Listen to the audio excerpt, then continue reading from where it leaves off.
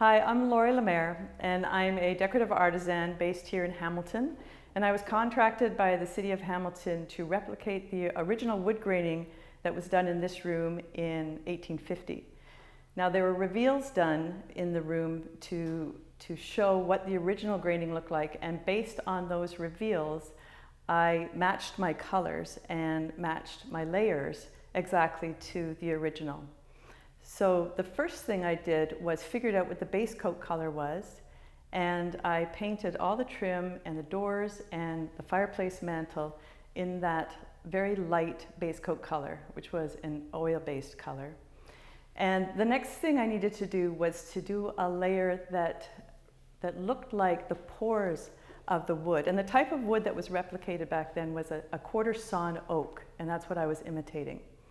So quarter sawn oak has these pores in it, and I replicated that by using a flogger, which is made from horsehair.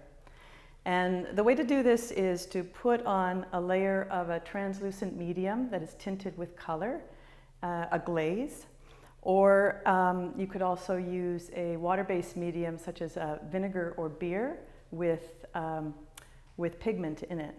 And you brush that on or roll it on, and then you take the flogger and you hit it. And that breaks up the glaze and creates a look of the pores of the wood.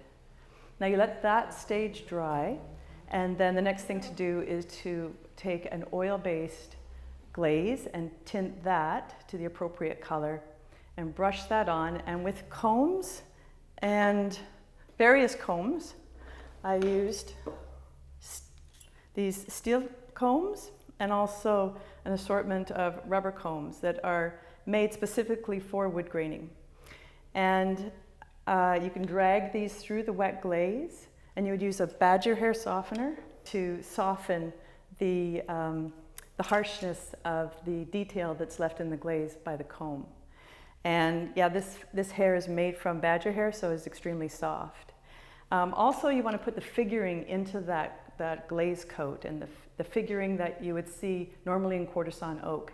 And the way to do that is you have to do it with your hands. So you need a rag and your thumb or a finger, and you wipe out all the figures in that graining. And then you let that dry. You can do another stage, which is called mottling, and putting another color over top and wiping some out to create the shadows and the highlights. And when that's done, then everything got a coat of varnish. Now, the other thing that I also did was we did a reveal on the fireplace here to see what the original color was on the surround of the fireplace, and we found that there was a very deep burgundy, so I matched that color and painted that out as well.